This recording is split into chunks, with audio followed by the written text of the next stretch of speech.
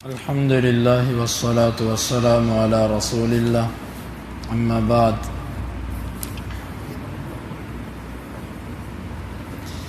امام بخاری کہتے ہیں ہمیں بیان کیا عبداللہ بن یوسف نے، وہ کہتے ہیں ہمیں خبر دی مالک نے ابن شہاب سے، وہ عروہ بن زبیر و عائشہ رضی اللہ عنہا سے، بے شک وہ کہتی ہیں ما خیر رسول اللہ صلی اللہ علیہ وسلم بین امرین الا اخذ ایسرہما ما لم یکن اثما۔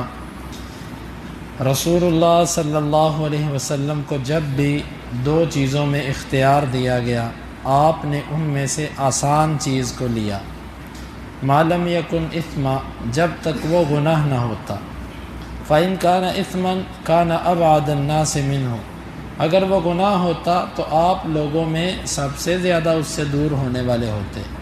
ومن تقم رسول اللہ صلی اللہ علیہ وسلم لنفسہ الا ان تنتہک حرمت اللہ فینتقم للہ بہا، اور آپ نے کبھی بھی اپنی ذات کے لیے انتقام نہ لیا مگر یہ کہ اللہ کی حرام کردہ چیزیں یا اللہ کی حرمت جو اس نے قائم کی تھی وہ کہیں پامال ہوتی تو اللہ کے لیے اس کا بدلہ لیتے۔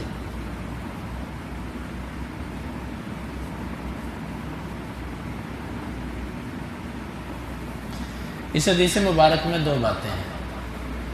پہلی بات ہے کہ آپ کو جب بھی اختیار دیا گیا دو چیزوں میں سے کہ یہ لے لیں یا یہ لے لیں، آپ نے ان میں سے جو چیز آسان ہوتی تھی اس کو لیتے تھے، مشکل چیز نہیں لیتے تھے۔ ہاں آسان لیتے تب تھے جب آسان کے اندر گناہ نہ ہوتا۔ یہاں پر دو چیزیں ہیں، اللہ کی طرف سے جو آپ کو اختیار دیا جاتا ہے اس میں تو یقینی بات ہے کہ کوئی گناہ والی صورت نہیں ہو سکتی، کیونکہ اللہ تعالیٰ تو گناہ والی چیز میں اختیار دیتا ہی نہیں۔ رہا وہ مسئلہ کہ جو عوام کی طرف سے ہوتا تھا، مثلا صحابہ کرام سے مشاورت یا کفار کے ساتھ کوئی معاملہ، اس میں آپ کو کہا جاتا ہے یا یہ لے لو یا یہ لے لو، آپ کوشش کرتے کہ آسان چیز پکڑیں کہ میرے صحابہ پر مشقت نہ آئے، لیکن آسان چیز آپ تب لیتے جب آسان لینے میں کسی قسم کا گناہ یا مصیبت نہ ہوتی۔ بعض دفعہ ایسے ہوتا ہے ایک چیز خود تو گناہ نہیں ہوتی لیکن اس کی وجہ سے بعض گناہ کے رستے کھل جاتے ہیں۔ ایک چیز خود مکروہ نہیں ہوتی لیکن اس کی وجہ سے بعض دفعہ مکروہ چیزوں کے رستے کھل جاتے ہیں، اس وجہ سے سدن للباب، ایک راستہ بند کرنے کے لیے اس چیز کو بھی ترک کیا جاتا ہے، وگرنہ بنفس ہی وہ چیز حرام نہیں ہوتی، لیکن اس کی وجہ سے اس کے ساتھ کئی قباحتیں ملی ہوتی ہیں، اس وجہ سے کہا جاتا ہے کہ بھئی اس سے بچ کے رہو، اس سے دور رہو۔ تو اللہ کے نبی صلی اللہ علیہ وسلم کو جب دو چیزوں میں عوام کے معاملات میں سے کوئی اختیار دیا جاتا کہ یہ چیز لے لیں یا یہ لے لیں، تو آپ ان میں سے جو آسان ہوتی آپ اس کو اختیار کرتے، مشکل چیز کی طرف آپ نہیں جاتے تھے۔ یہ بھی جو آپ کی طبیعت تھی یہ بھی ایک لوگوں کے لیے شفقت اور ان کے اوپر مہربانی والی طبیعت تھی، ہر وقت لوگوں کے لیے بہتری سوچنا، یہ نبی صلی اللہ علیہ وسلم کا طریقہ تھا۔ اس میں ہمارے لیے بھی یہ سبق ہے، ہم جب کوئی معاملہ کریں اس کو اپنی ذات تک نہ رکھیں کہ میرا اس میں فائدہ کہ نقصان ہے، اپنے ساتھ ساتھ اپنے مسلمان بھائیوں کو، اپنے ساتھیوں کو، ان کو بھی دیکھنا چاہیے کہ یار کسی اور پر اس وجہ سے مشکل تو نہیں آتی، کہیں کوئی بندہ حرج کے اندر، تنگی کے اندر، گناہ میں تو واقع نہیں ہوتا۔ ان چیزوں کو دیکھنا بہت ضروری ہے۔ دوسری چیز یہ ہے کہ آپ نے کبھی اپنی ذات کے لیے انتقام نہیں لیا۔ یقیناً آپ پر بہت سارے ظلم کیے گئے، آپ صلی اللہ علیہ وسلم نے ان سب کو فتح مکہ کے موقع پر معاف کر دیا۔ کچھ لوگوں کو آپ نے قتل کرنے کا حکم دیا تھا، جن میں ابن خطل اور اس طرح کے لوگ تھے۔ آپ نے فرمایا کہ اگر یہ کعبے کے 6 بندوں کے نام آپ نے لیے تھے، آپ نے فرمایا تھا کہ ابن خطل کے بارے میں تو فرمایا تھا یہ کعبے کے پردوں کے ساتھ بھی لٹکا ہو تو تم نے اس کو قتل کرنا، اس کو نہیں چھوڑنا۔ اس کی وجہ اللہ کے نبی صلی اللہ علیہ وسلم کی ذات نہیں تھی، بلکہ اس کی وجہ بھی صرف یہ تھی کہ اللہ تعالیٰ کے دین کو ان لوگوں نے جتنا نقصان پہنچایا تھا اس کے ساتھ ساتھ آپ کو بھی نقصان پہنچایا تھا. یعنی صرف آپ کی ذات نہیں تھی اس میں، بلکہ اللہ تعالیٰ کا دین بھی شامل تھا، اس کو بھی نقصان پہنچا تھا. تو آپ صلی اللہ علیہ وسلم نے اس لیے فرمایا تھا کہ تم ان بندوں کو ضرور قتل کرو. باقی انتقام یعنی کسی کو قتل کر دینا، اسی طرح ایک اعرابی نے آپ کے گلے کے اندر رسی ڈالی اور رسی کو اس نے مروڑا اور اللہ کے نبی سے کہنے لگا کہ مجھے مال دو. آپ نے اس سے کوئی انتقام نہیں لیا، کوئی غصہ نہیں کیا. یا بعض دفعہ کسی نے کوئی سخت کلمہ آپ کو کہہ دیا، مثلا آپ نے جب زبیر بن عوام کے حق میں فیصلہ کیا تو دوسری طرف بھی صحابی تھے اور وہ بدری صحابی تھے، انہوں نے غصے میں یہ کہہ دیا کہ وہ آپ کی پھپھو کا بیٹا، اس لیے آپ نے اس کے حق میں فیصلہ کیا. آپ صلی اللہ علیہ وسلم کو بڑی تکلیف دی اس کلمے نے، آپ نے انتقام نہیں لیا. آپ صلی اللہ علیہ وسلم مسجد کے اندر مال تقسیم کر رہے تھے تو ایک خارجی شخص آیا اور اللہ کے نبی صلی اللہ علیہ وسلم کو آ کے کہنے لگا اعدل یا محمد صلی اللہ علیہ وسلم انصاف کرو. آپ نے اس کے اس کفریہ کلمے پر بھی اس کو سزا نہیں دی، بلکہ عمر رضی اللہ عنہ چاہتے تھے کہ اس کو قتل کر دو، کیونکہ نبی کو یہ کہنا کہ انصاف کرو یقیناً یہ کفریہ کلمہ ہے. اللہ کے نبی صلی اللہ علیہ وسلم نے اس سے بھی انتقام نہیں لیا، چھوڑ دیا. البتہ بعض دفعہ ادب سکھانے کے لیے، تھوڑا بہت ادب سکھانے کے لیے آپ نے ایسا کیا. مثلا آپ صلی اللہ علیہ وسلم کی طبیعت خراب تھی، آپ نے منع کیا تھا کہ کوئی میرے ناک میں دوائی نہ ڈالے. اب اس میں عباس رضی اللہ عنہ بھی تھے اور صحابہ تھے، انہوں نے خیر خواہی کے جذبے سے کہ اللہ کے نبی صلی اللہ علیہ وسلم نے ویسے ہی منع کیا لیکن دوائی تو آپ کے لیے اچھی ہے، انہوں نے آپ کے ناک میں قطرے ڈال دیے، وہ دوائی ڈال دی. آپ صلی اللہ علیہ وسلم جب اٹھے تو آپ نے فرمایا کہ میں نے تمہیں منع نہیں کیا تھا کہ دوائی نہیں ڈالنی؟ کہا کیا تھا. کس کس نے ڈالی ہے؟ اس نے. آپ نے فرمایا لیٹو اب ان کے ناکوں میں بھی ڈالو. ان سب کو بھی دوائی ڈالے گی. اب یہ جو ہوتا ہے یہ انتقام نہیں اس کو کہہ سکتے، یہ بطور تعدیب ہوتا ہے، ادب سکھانے کے لیے. اس طرح کے چند واقعات ملتے ہیں اور ضرور ملتے ہیں ادب سکھانے کے لیے کہ آپ نے منع بھی کیا پھر دوائی ڈالی، اور ڈالنے والوں نے نافرمانی نہیں کی، انہوں نے کہ خیر خواہی کے جذبے سے کہ آپ کی طبیعت ٹھیک ہو جائے گی، جلدی ٹھیک ہو جائیں گے، اس لیے کیا. اور آپ نے پھر ان کو الٹا دوائی ان کو بھی ڈلوائی کہ تم نے کیوں ان کو بھی ڈالو اب ذرا. تو اس طرح کے جو واقعات ہیں اس کو انتقام تو نہیں کہا جاتا، یہ بطور تعدیب ہے. باقی انسانی نفس جو ہوتا ہے، معاف کرنے والا نفس، یہ بڑا پن ہوتا ہے اور یہ کسی کسی کا ہوتا ہے، وگرنہ چھوٹے نفسوں والے جو ہوتے ہیں نا وہ انتقام لینے کا ہی سوچتے ہیں. ان کو کوئی بات کر دے، اب وہ موقع کی تاڑ میں ہوتے ہیں کہ اس بات کا میں نے جواب دینا ہے، چاہے 6 ماہ بعد دیں وہ دیں گے آپ کو جواب. ان کے ساتھ آپ کسی طرح کی کوئی بات زیادتی کر دو تھوڑی بہتی، بس وہ تاڑ میں رہیں گے کہ بدلہ کب لینا ہے اور کیسے لینا ہے. معاف کرنے والی طبیعت یہ انسان کا بڑا پن ہوتا ہے. جو چھوٹا نفس ہوتا ہے نا وہ بدلہ لے کر چھوڑتا ہے، اور جس کے اندر حوصلہ، ہمت، برداشت، بڑا ظرف ہوتا ہے جس کا، اس کی طبیعت ایسی ہوتی ہے وہ کہتے ہیں چھوڑو یار اس پہ کیا، کوئی بات نہیں یار. اللہ کے نبی صلی اللہ علیہ وسلم کا نفس، آپ کی طبیعت ایسی تھی کہ آپ نہ باتوں کے بدلے لیتے، ہم تو سالوں کی باتیں یاد رکھ کر اس کو مجلس میں مارتے ہیں. بات پر بات ماری، ہاں تو نے مجھے 2 سال پہلے یہ کہا تھا، اب تو کیا کر رہا ہے. اللہ کے نبی صلی اللہ علیہ وسلم نے ایسا کبھی نہیں کیا. اور یقین مانے یہ بات سن کر ہم سوچتے ہیں کہ ہم میں سے آج اللہ کے نبی صلی اللہ علیہ وسلم کی اس مبارک سیرت کو اپنانے والے شاید کوئی لوگ ہوں، وگرنہ ہم دلوں کے صاف نہیں ہیں، معافی دینے والے ہم نہیں ہیں. رشتہ داریوں میں دیکھیں سال ہا سال کی چیزیں یاد رکھی ہوتی ہیں، وہ انہوں نے ہمارے ساتھ ایسے کیا تھا. معافی نہیں ہے، معافی نہیں ہے. انتقام ضرور لیتے ہیں ہم، جبکہ ہمارے نبی کا اسوہ یہ ہے کہ وہ انتقام لیتے ہی نہیں تھے، نہ باتوں میں انتقام لیتے تھے، نہ ہاتھوں سے انتقام لیتے تھے، اور نہ کوئی مالی معاملات میں کبھی کسی سے انتقام لیا۔ امام بخاری کہتے ہیں کہ ہمیں بیان کیا سلیمان بن حرب نے، وہ کہتے ہیں ہمیں بیان کیا حماد نے ثابت سے، وہ انس سے، وہ کہتے ہیں ما مسست حریرا ولا دیباجا الین من کف النبی صلی اللہ علیہ وسلم، میں نے نہ کبھی کسی باریک ریشم نہ کبھی کسی موٹے ریشم کو چھوا کہ جو اللہ کے نبی صلی اللہ علیہ وسلم کے ہاتھوں سے زیادہ نرم ہے، ولا شممت ریحا قط او عرفا قط اطیب من ریح او عرف النبی صلی اللہ علیہ وسلم، کبھی میں نے ایسی خوشبو نہیں سونگھی جو اللہ کے نبی صلی اللہ علیہ وسلم کے پسینے یا آپ کی بدن کی خوشبو سے عمدہ ہو۔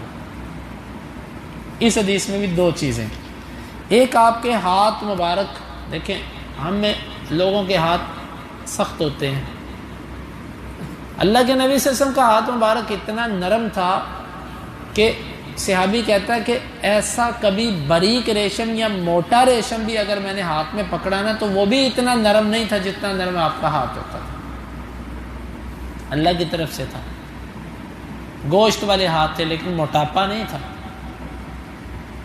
بعض لوگ ہوتے ہیں اللہ تعالیٰ نے ان کو بدن میں ایسا ان کا بدن بنایا ہوتا ہے کہ موٹاپا بھی نہیں ہوتا اور جسم بھی ان کا، ہڈیاں بھی نہیں باہر نکلی ہوتی، بڑا بھرواں جسم ہوتا ہے ان کا۔ اور اللہ کے نبی صلی اللہ علیہ وسلم کے بارے میں تو جس طرح کہ حسان بن ثابت کہتے ہیں نا کہ خلقت مبرأ من کل عیب کأنک قد خلقت کما تشاء،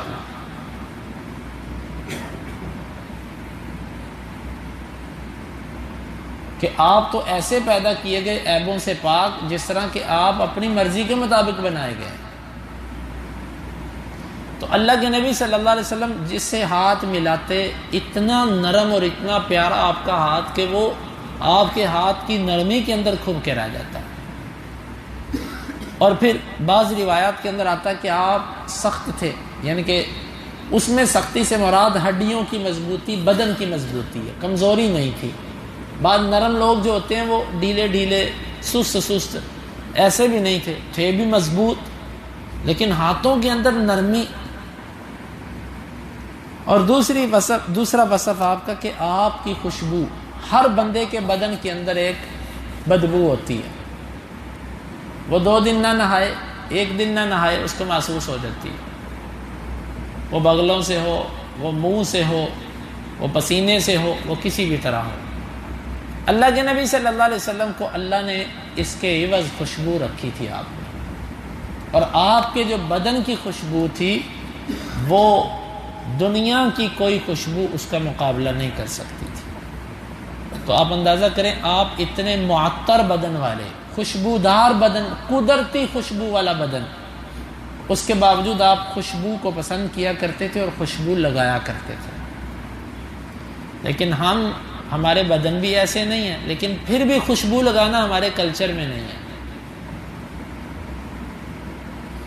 عربوں میں پھر بھی ابھی یہ چیز موجود ہے، عربوں کے بعد یہ چیز میں نے پختون لوگوں میں دیکھی، خوشبو کا اہتمام کرنا۔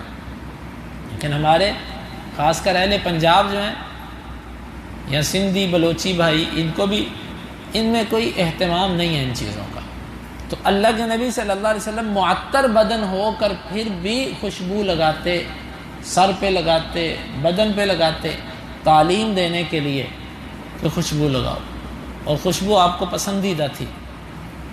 لیکن آج ہم اس کا اہتمام نہیں کرتے، حتیٰ کہ نمازی لوگ، ان کو اس کا بہت اہتمام کرنا چاہیے۔ نمازیوں کے اندر نہ ہونے کے برابر ہے، جو دنیا دار ہے وہ پھر کوئی پرفیوم وغیرہ لگا لیتے ہیں، حالانکہ عطریات جو ہیں اس کا اہتمام ہمیں کرنا چاہیے، خوشبو لگانی چاہیے۔ خوشبو سے بدن بھی، انسانی بدن بھی مضبوط ہوتا ہے، جس طرح کہ ابن الجوزی رحمہ اللہ نے لکھا نا کہ 4 چیزوں سے بدن مضبوط ہوتا ہے، ان میں سے خوشبو کا استعمال، اور خوشبو میں سے بھی اگر کسی کے لیے میسر ہو عود وغیرہ تو یہ بہت ہی کمال کی عطریات ہیں جو بدن کے لیے، دیکھیں جس طرح بدن کو خوراک دی جاتی ہے نا اور اس کو فائدہ دیتی ہے، اس طرح خوشبو بھی بدن کو طاقت دیتی ہے۔ عربوں کے اندر اب بھی خوشبو کو سونگھتے ہیں، اندر لے کر جاتے ہیں۔ دیکھا ہم نے ان کو کہ وہ خوشبو اندر لے کر جاتے ہیں بدن کے. ہمارے لوگ سگریٹ اندر لے جاتے ہیں لیکن خوشبو والی چیز وہ دھواں نہیں اندر لے کر جاتے. تو خوشبو بھی اللہ کے نبی صلی اللہ علیہ وسلم کی ایک پیاری سنت تھی. تو ہمیں ہمارے بدن تو ایسے نہیں ہیں لیکن کم از کم ہمیں اللہ کے نبی صلی اللہ علیہ وسلم کی سنت کو سامنے رکھنا چاہیے. امام بخاری کہتے ہیں ہمیں بیان کیا مسدد نے، وہ کہتے ہیں ہمیں بیان کیا یحییٰ نے شعبہ سے، وہ قتادہ سے، وہ عبید اللہ بن ابی عتبہ سے، وہ ابو سعید الخدری رضی اللہ عنہ سے. وہ کہتے ہیں کان النبی صلی اللہ علیہ وسلم اشد حیاء من العذراء فی خدرها. اللہ کے نبی صلی اللہ علیہ وسلم کنواریوں سے بھی زیادہ حیا والے تھے جو کنواری اپنی چادر کے اندر ہوتی ہے.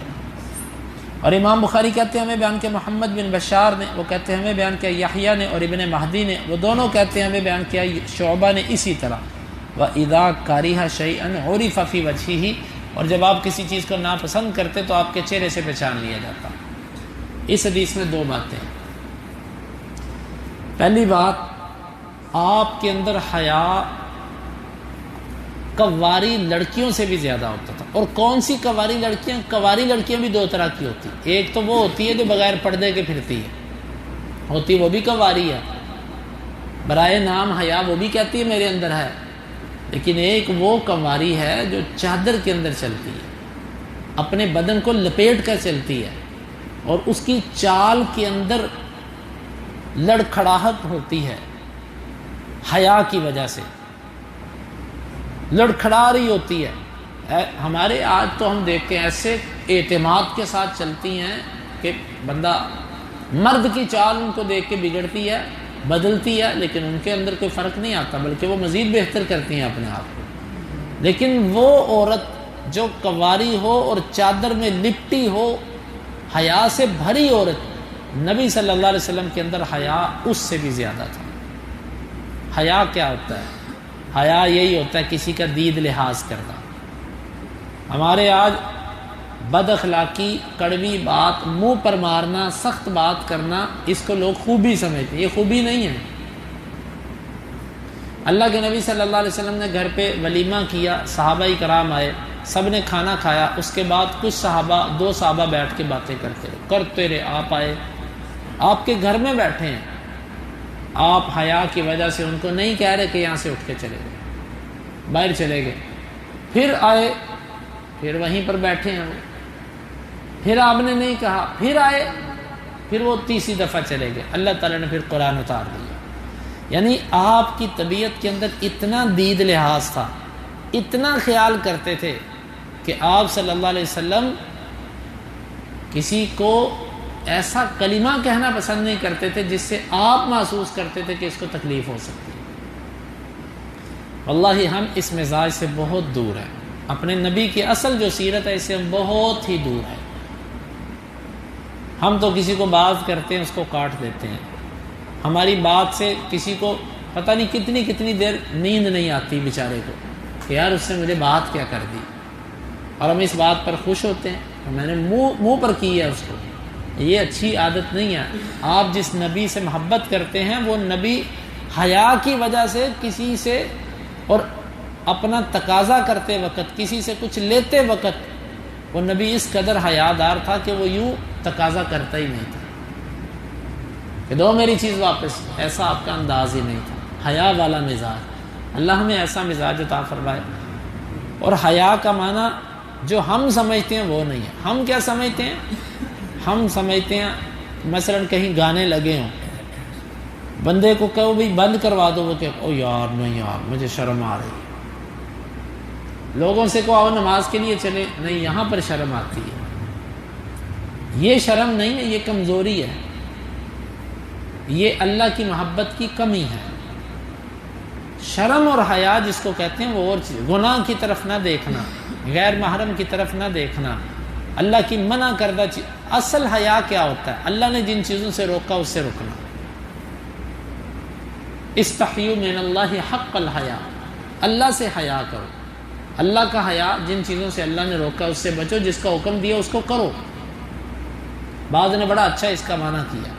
حیا یہ ہے اللہ نے جس چیز کا حکم دیا اس سے پیچھے نہ رہو، اور جس چیز سے روکا تم اس کو کرو نہ. یہ حیا. اور